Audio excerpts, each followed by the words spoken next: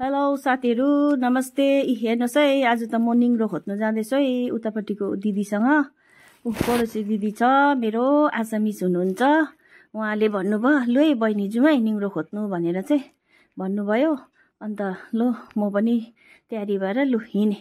दुईजना निङ्रो त भेटाक छ। हेर्नुहोस् न, पुरा दामी रहेछ। अस्ति एक झरी पानी परेको त निकै पलाएछ।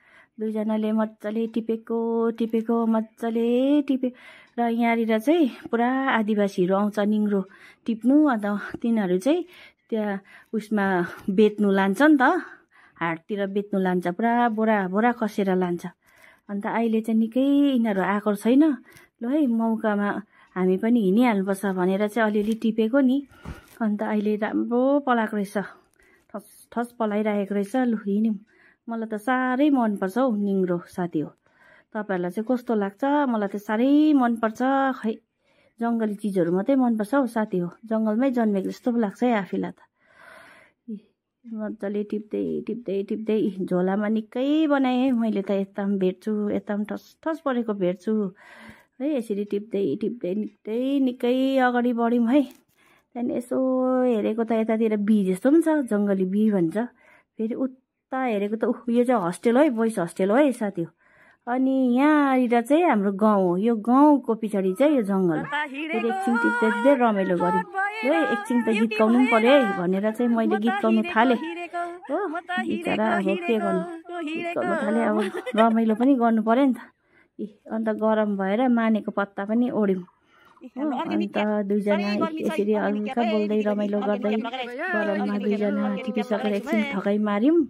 अन्त फेरि अब चाहिँ घर फर्किनुपर्छ होला है दिदी भनेको। ल है बहिनी एक दुईवटा टिप्दै गर भनेर ऊ त पारी पो पुगेछ। फेरि लु है दिदी आउनु है, लु जाउँ अब घर भनेको। लु म त कच्छु पो ल्याएर आउँदैछु है बहिनी भन्यो। यो चाहिँ के हो दिदी भनेको। यो त तपाईँलाई पनि म खिलाउँछु नि पकाएर भन्दै थियो। लु है खाइदिउँ है कस्तो हुँदो रहेछ भने।